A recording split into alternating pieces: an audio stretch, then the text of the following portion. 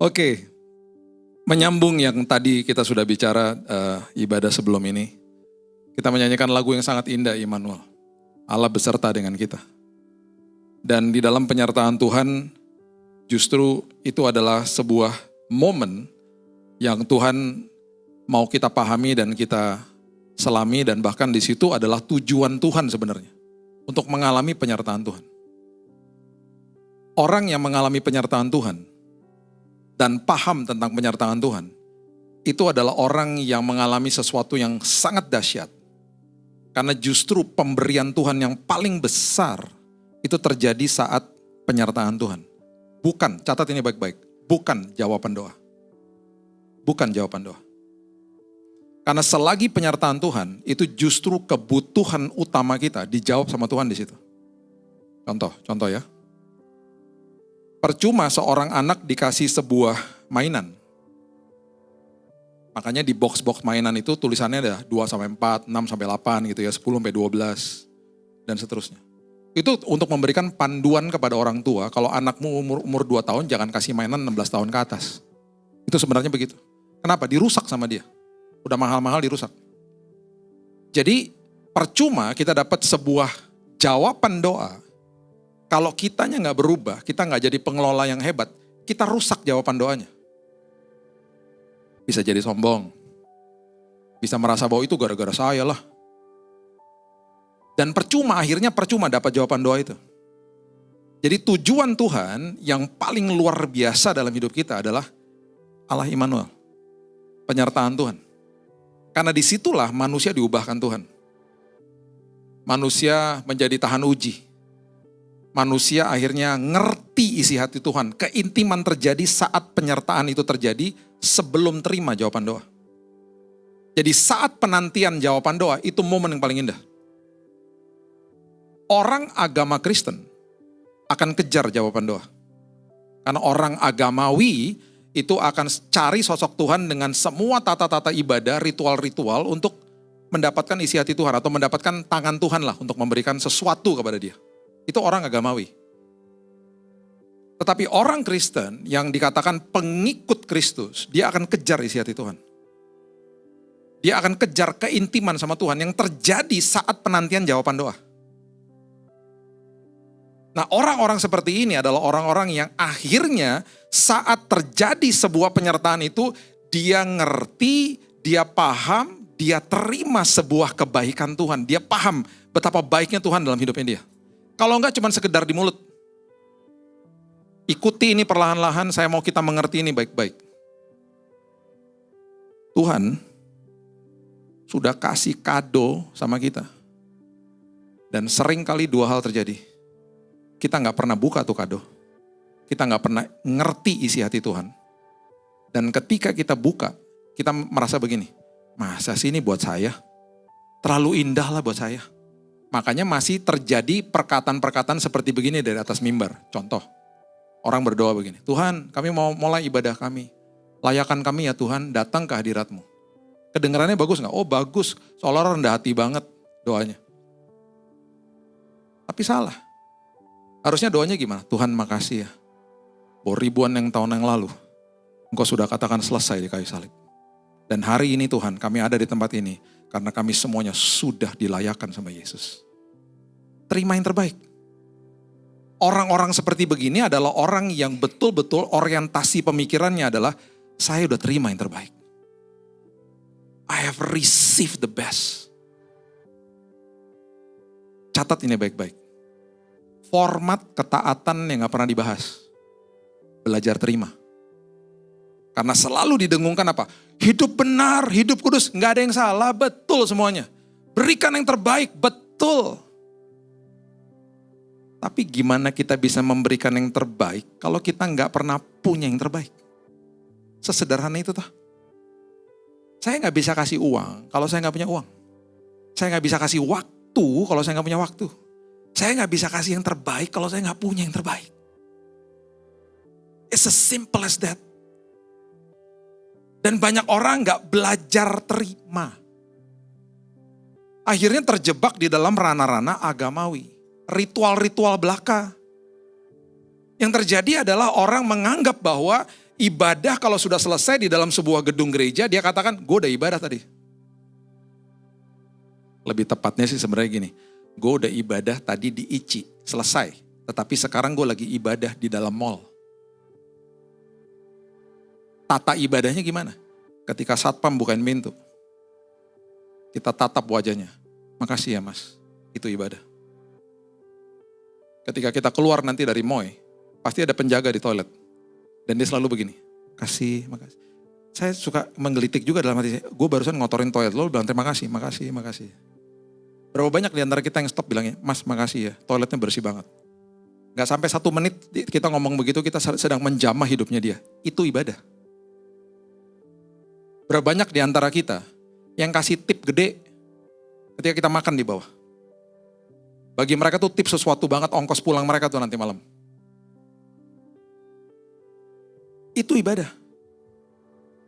Orang yang ngerti itu adalah orang yang akhirnya hidupnya dimanapun dia berada, ibadahnya kepada Tuhan berjalan terus. Karena dia udah receive the best. Menerima yang terbaik. Dan orang yang ada di dalam penyertaan Tuhan, yang sadar bahwa dia terima yang terbaik di situ. Orang seperti itu akhirnya lambat laun dia ngerti isi hati Tuhan. Saya mau katakan ini kepada Bapak Ibu. Gak perlu sekolah, bukan saya gak bilang gak perlu sekolah Alkitab, bukan. Gak perlu sekolah Alkitab dulu untuk mengerti isi hati Tuhan. Banyak orang-orang di STT gak ngerti isi hati Tuhan. Karena sederhana, gak belajar terima yang terbaik dari Tuhan. Saya kasih buktinya ya. Orang yang belajar terima yang terbaik, dia akhirnya punya pengetahuan tentang isi hati Tuhan, yaitu revelation, pewahyuan, berbeda sama orang lain. Kita buka ya, Yohanes 13. Ayat 21 sampai 26. Yohanes 13 ayat 21 sampai 26. Setelah Yesus berkata demikian, ia sangat terharu. Lalu bersaksi, aku berkata kepadamu, sesungguhnya seorang di antara kamu akan menyerahkan aku. Dia lagi kasih tahu sama murid-muridnya, sebentar lagi ada yang menjual aku nih. Siapa namanya? Yudas Iskariot. Murid-murid itu memandang seorang kepada yang lain, mereka ragu-ragu siapa yang dimaksudkan sama Yesus. Seorang di antara murid Yesus. I love this verse. Saya suka sekali dengan ayat ini. Seorang di antara murid Yesus. Yang tulis kitab Yohanes siapa? Matius, ngawur aja. Yang tulis kitab Yohanes siapa? Yohanes lah ya. Bukan Yohanes Pembaptis ya, Yohanes murid Yesus loh ya. Seorang di antara murid Yesus. Ini Yohanes yang tulis ya. Dia lagi nyebut dirinya sendiri nih. Dia gak sebut dirinya aku atau saya atau gua. Dia gak sebut begitu, dia bilang begini. Yaitu murid yang dikasihinya. Dia lagi nyebut dirinya sendiri. Bersandar dekat kepadanya di sebelah kanannya. Bayangin ya, saya ngomong sama saudara gini. Bill, lo ntar ikutan makan ya. Murid yang dikasihnya akan pergi sama lo nanti. Murid yang dikasih Tuhan nanti akan telepon lo. Murid yang dikasih Tuhan ntar gue akan WA lo. Teman kita gini, lo kenapa sih Bill? Agak lain deh lo kayaknya ya hari ini ya. Itu Yohanes.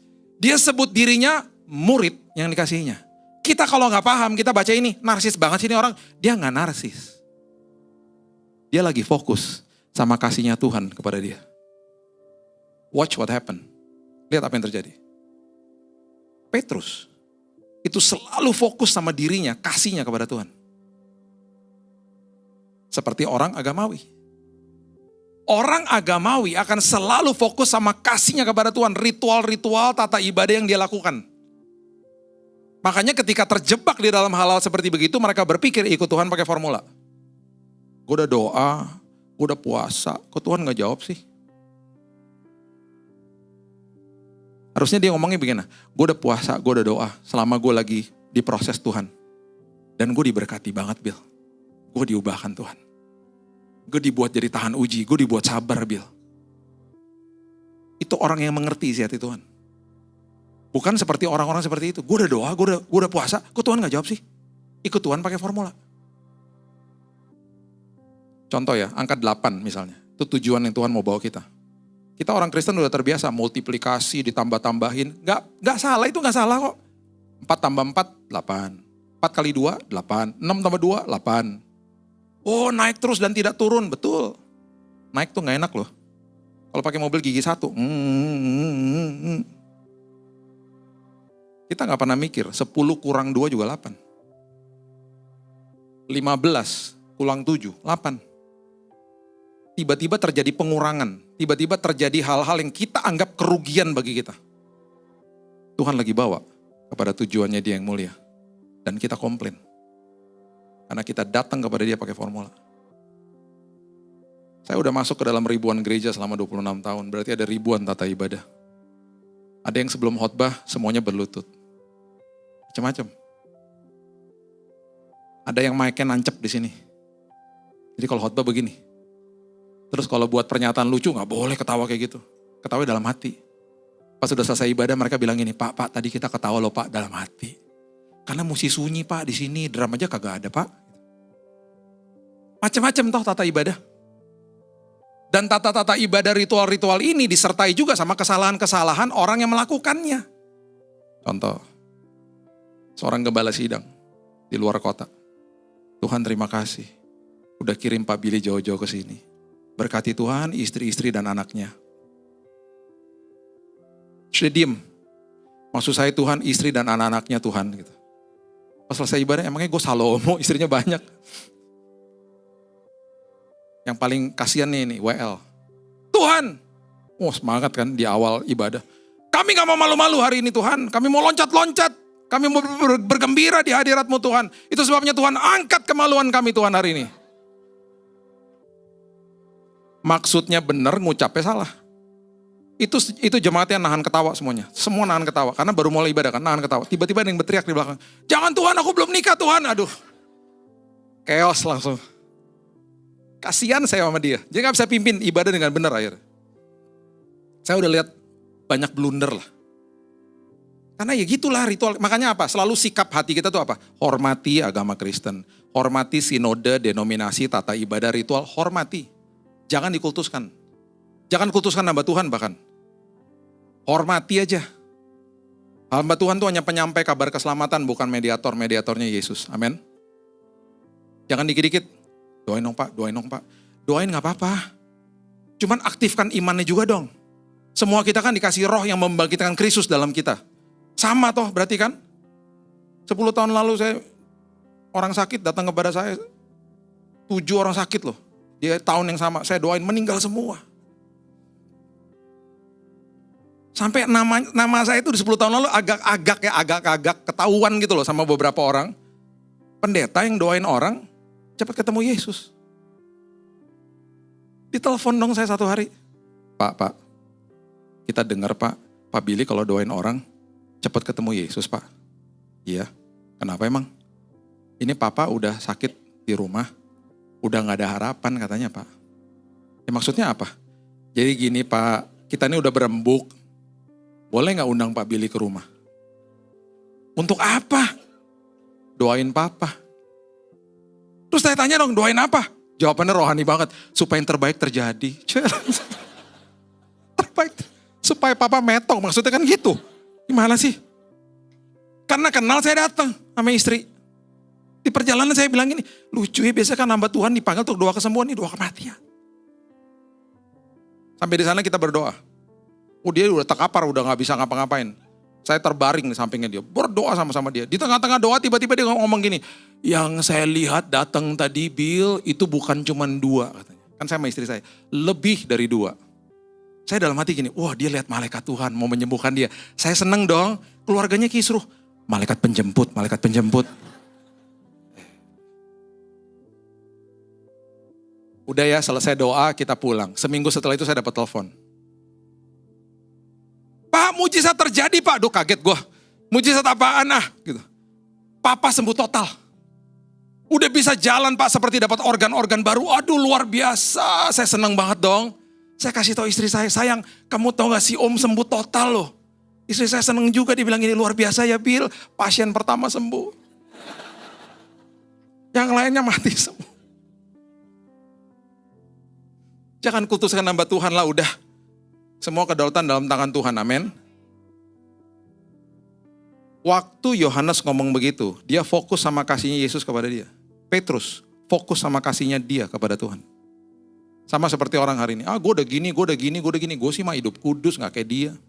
Ujung-ujungnya apa? Jatuh tuh. Mengandalkan kekuatannya untuk Tuhan. Lihat apa yang terjadi. Ayat 24. Kepada murid itu, kepada Yohanes, Simon Petrus memberi isyarat dan berkata, tanyain dong siapa yang dimaksudkannya. Bro, tanyain dong sama Yesus. Yang dimaksudkan dia siapa? Petrus aja mudeng, Petrus aja sadar bahwa Yohanes tuh paling dekat sama Yesus. Satu-satunya murid yang mendapatkan bocoran dari Yesus. Siapa yang akan menjual dia? Itu hanya Yohanes. Makanya dikatakan di ayat yang berikutnya dikatakan begini. Murid yang duduk dekat Yesus itu berpaling berkata kepadanya, Tuhan siapakah itu? Yesus menjawab begini, dialah itu yang kepadanya aku akan memberikan roti sesudah aku mencelupkannya. Dikasih tahu siapa yang akan menjual dia. Makanya ya, Yohanes begitu dahsyatnya dia fokus sama kasihnya Tuhan kepada dia. Dia mendapatkan pewahyuan yang orang lain gak dapat. Bapak Ibu kalau baca buku Yohanes, Injil lah, Matius, Markus, Lukas, Yohanes. Satu-satunya Injil yang tidak sinoptik, yang tidak serupa seperti Matius, Markus, Lukas siapa? Yohanes.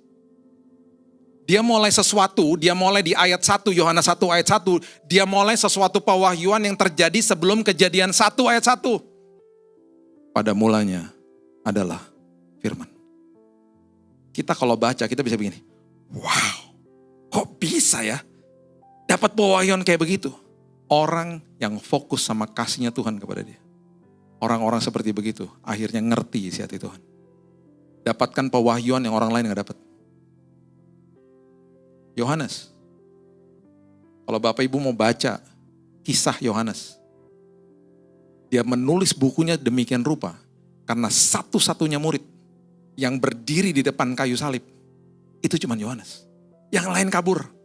Satunya menjual, satunya menyangkal Yesus. Yang memberanikan diri cuma Yohanes. Dengan resiko tertinggi. Ditangkap, dibunuh juga karena dia pengikut Kristus. Dia melihat sendiri gurunya mati secara brutal di depannya dia.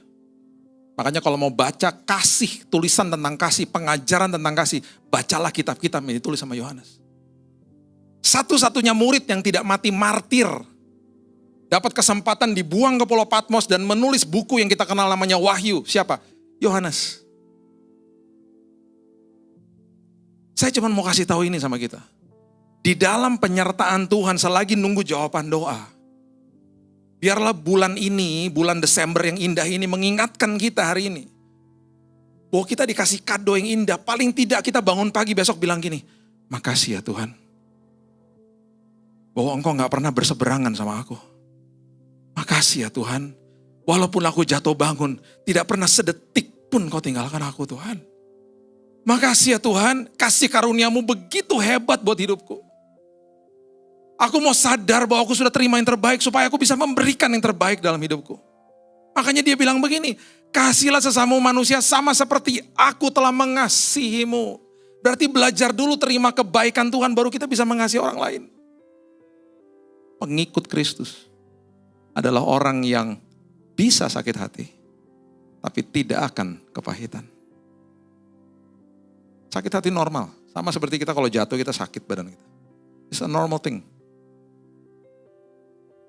Sakit hati, disakitin. Tapi dia akan ambil keputusan. No. I have received the best. Aku sudah terima kasihnya yang luar biasa buat aku. Standarnya aku untuk mengasihi orang yang bersalah kepadaku bukan berdasarkan kasih dia atau tindakan atau sikap dia kepada saya, bukan. Tapi berdasarkan Yesus yang telah mengasihi aku. Karena aku sudah terima yang terbaik. I want to give the best. Saya tidak akan kepahitan. Saya akan ambil keputusan untuk mengampuni kamu karena kasih adalah keputusan, bukan perasaan. 1 Korintus 13 ayat 4-7. Dimulai dengan apa? Kasih itu sabar. Kita baca semuanya, itu semuanya decision. Gak ada perasaan. Lawan daripada kasih, semuanya adalah perasaan. Sabar itu keputusan, tidak sabar itu perasaan. Mau tidak sabar, gampang nongkrongnya di ngantri di Indomaret. Gak sabar pasti. Orang Indonesia tuh paling gak bisa ngantre. Amin, saya amin duluan, amin. Kecuali jemaat ICI, beda lah. Lift kebuka, gak bisa ngantri. Gubrak-gubrakan depan lift. Harusnya apa? Yang dari dalam keluar dulu tuh. Gak usah takut ketinggalan lift, pencet ya tombolnya. Kalau udah pencet tombol liftnya masih ketutup, berarti liftnya rusak. Puji Tuhan kita masuk situ. Gak bisa ngantri. Mau boarding. Gubrak-gubrakan depan gate. Sampai saya bilang, Pak tenang aja Pak, itu kan nomor yang di boarding pass itu artinya tempat duduk bukan tempat berdiri. Ketakutan kayak gak dapat tempat duduk tau gak? Emangnya bus kota, semuanya dapat tempat duduk, tenang aja gitu. Satu hari ada orang gak mau ngantri di Indomaret. Istri saya agak galak gitu. Dari tadi siang saya ngomongin dia, mumpung dia belum datang, ntar sore baru datang. Indomaret ngantri kan? Ada orang nyelak, ditegur sama dia. Mas ngantri dong. Ya ampun Bu, cuma satu doang botol aqua. Gak bisa gitu dong, hargain dong yang lain. Wah, habis dia ngomong gitu rame Indomaret. Yang ngantrinya pada komplain juga, mbak yang jadi counter pada, Mas tolong ngantri mas. Dia cerita pas pulang. Wah tadi aku tegur tuh bapak nyebelin banget. Kamu berani banget sih negur bapak? Iyalah, kalau ada apa-apa kan tinggal panggil kamu. Kan Indomaret dekat rumah. Emangnya gue preman? Ya kamu tinggal datang berdiri depan pintu juga orang pada takut.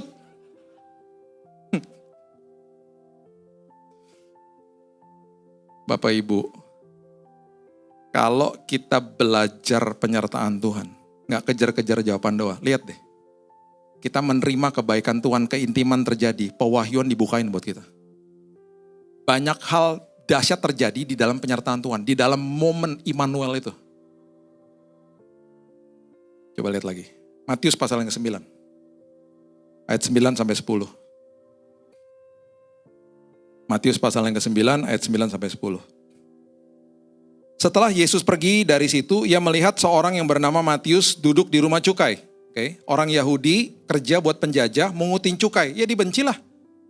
Sama seperti kita hari ini, tiba-tiba kita kerja buat penjajah, kita ngebelin rumah teman. Bayar pajak loh. Pajaknya kita kasih buat penjajah, ya dibencilah kita. Itu Matius.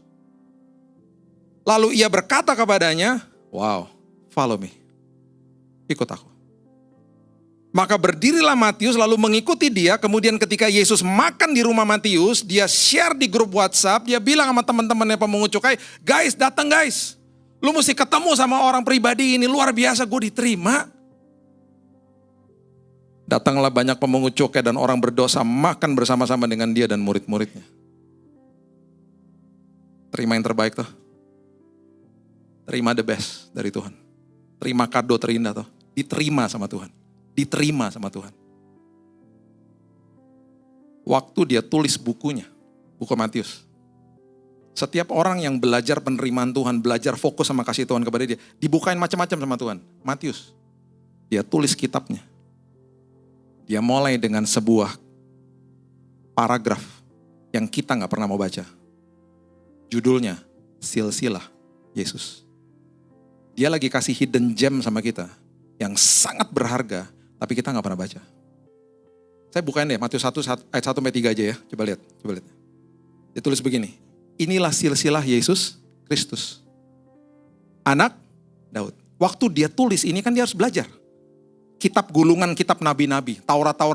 Waktu dia tulis Daud, dia kan belajar. Daud, ini kan nyuri bini orang. Masuk silsilahnya Yesus. Wah. Dia tulis, Daud. Ditulis lagi, anak Abraham. Abraham oke. Abraham memperanakan Ishak. Ya Ishak sih oke ya. Memperanakan Yakub. Yakub nih red flag nih langsung nih. Yakub memperanakan Yehuda. Saudara-saudaranya oke. Yehuda memperanakan Peres dan Zerah. Oke lah. Bapak udah gitu disebut anaknya. Tiba-tiba dia belajar lagi dong.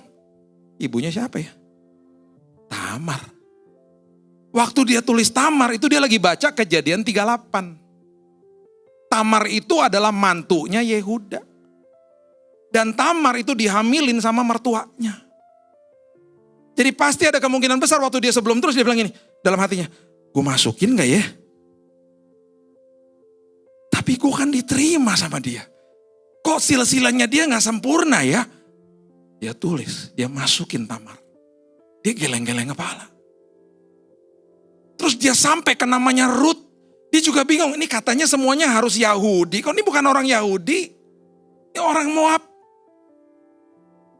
Dan yang paling terkaget-kaget adalah ketika dia tulis namanya Rahab. Karena orang ini adalah prostitusi dari Yeriko. Dia lagi kasih pesan sama kita. Yesus datang buat kita semua orang berdosa. Sama seperti dia. Dia lagi kasih tahu sama kita. Gue diterima guys. Lu juga pasti diterima. Makanya ketika saya ngajarin parenting sama orang-orang. Saya selalu ajarkan kepada orang tua. Jangan gini-giniin anakmu. Terima mereka. Ketika mereka terima yang terbaik. Mereka akan berikan yang terbaik. Teman saya. Bebas dari narkoba.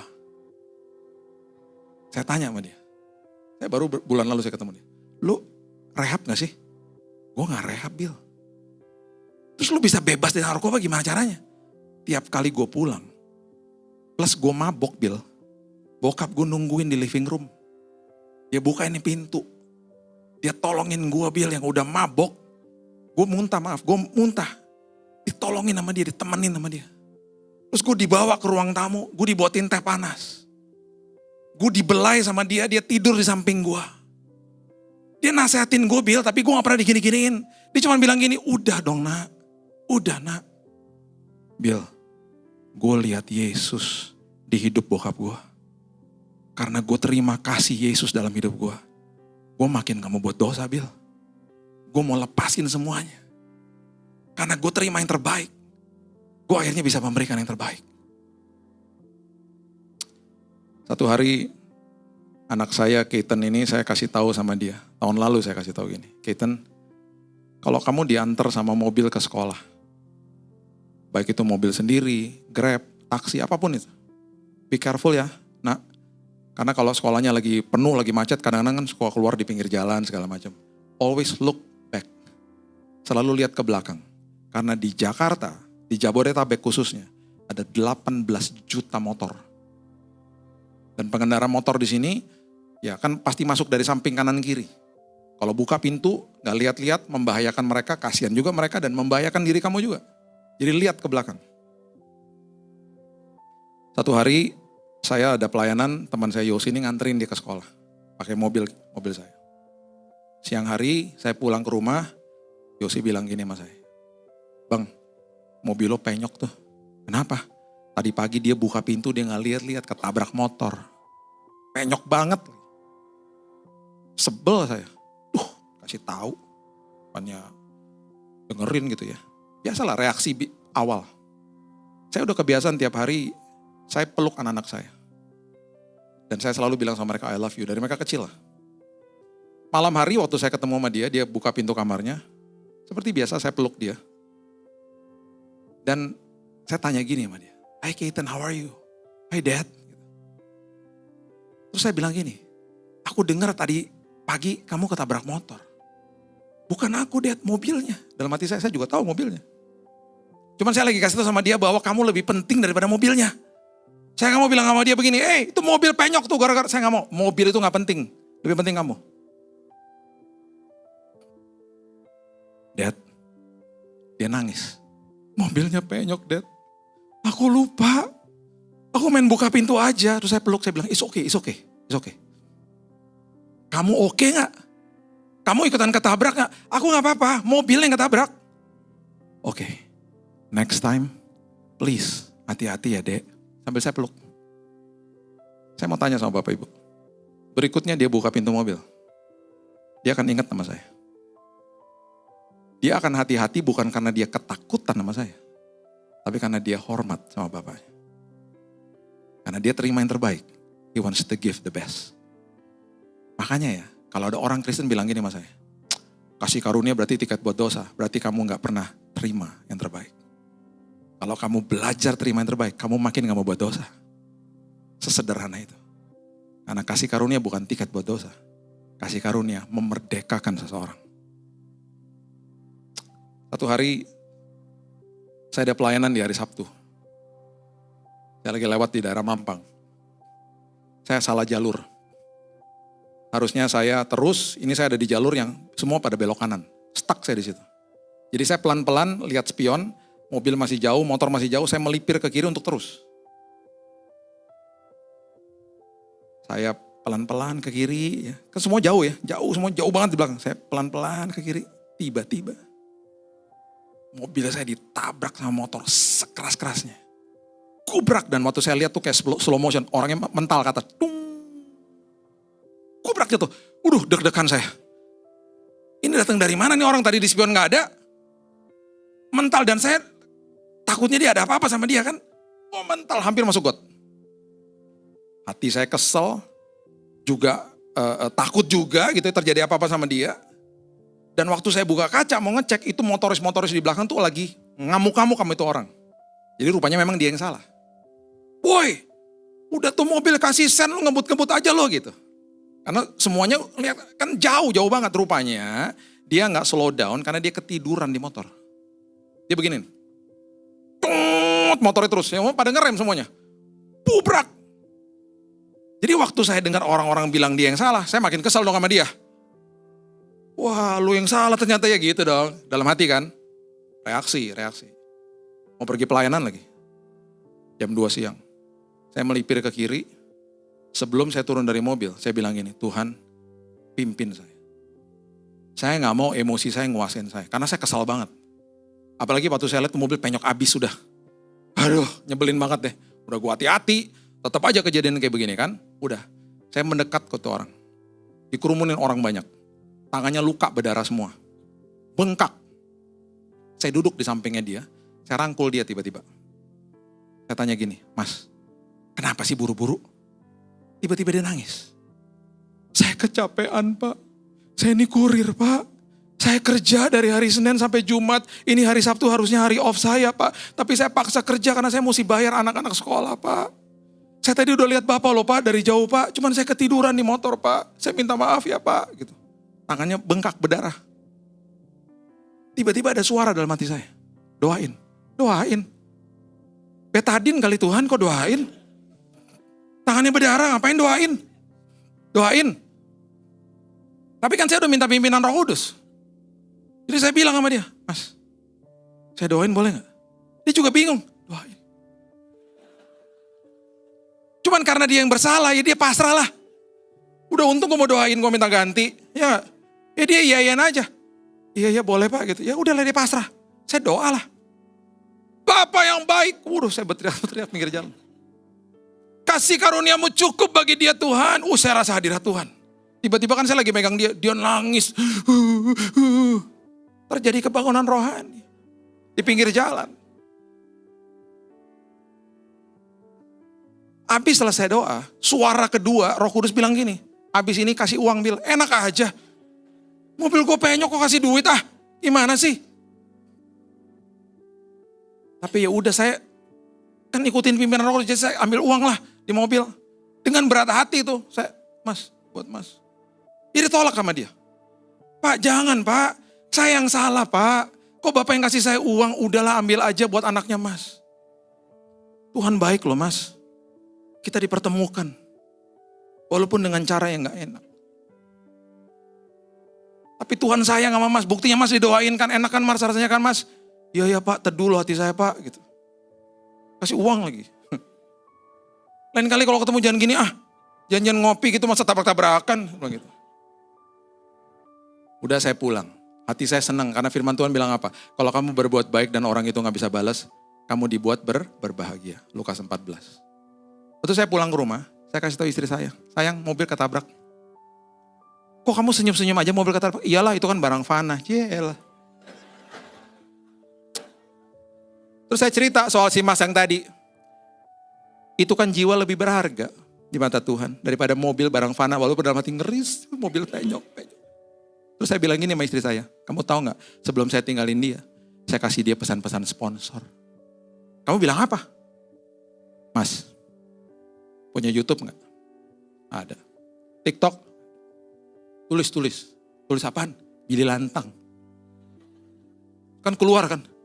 Bapak pendeta ya? Udah gak penting pendeta-pendetaan, dengerin aja khotbah saya ya. Supaya hatinya teduh. Saya bilang gini sama istri saya berdoa. Satu hari nanti di sorga saya ketemu sama dia. Rumahnya deketan sama saya. Tuhan lagi kasih kesempatan loh. Di saat-saat yang gak enak. Kalau saya gak pernah terima yang terbaik, saya gak bisa berikan yang terbaik. Banyak orang emosian. Karena gak pernah terima yang terbaik. Saya juga emosi, sama lah kita reaksi pasti ada emosi. Responnya gimana? Reaksi itu selalu emosi di awal. Responnya gimana? Respon itu adalah reaksi yang udah terkalkulasi. Keputusan yang sudah direnungkan gitu loh. Di musim Natal ini, belajar terima yang terbaik supaya diri kita bisa memberikan yang terbaik. Dan di dalam masa penyertaan Tuhan, lihat, seperti Yohanes, seperti Matius. Jangan kaget, kita baca firman, ada pewahyuan yang luar biasa terjadi. Dan isi hati Tuhan dicurahkan sama kita. Kita akan bilang gini, wow, aku makin ngerti isi hati dia. Karena kita gak ngejar-ngejar jawaban doanya. Kita ngejar penyertaannya. Carilah dahulu kerajaan Allah dan kebenarannya. Baru segala sesuatu ditambah-tambahkan. Amin. Berikan tepuk tangan untuk Tuhan kita. Terima kasih Bapak yang baik. Kami mengucap syukur buat siang hari ini. Engkau baik, Engkau dahsyat, Engkau luar biasa. Yang percaya Tuhan, bahwa kami udah belajar dari tadi Tuhan, bahwa Allah Immanuel adalah Allah yang dahsyat. Penyertaan Tuhan itu segala-galanya. Lebih penting daripada jawaban doanya. Justru di dalam penyertaan Tuhan kami diubahkan Tuhan. Justru di dalam penyertaan Tuhan kami dibuat tahan uji.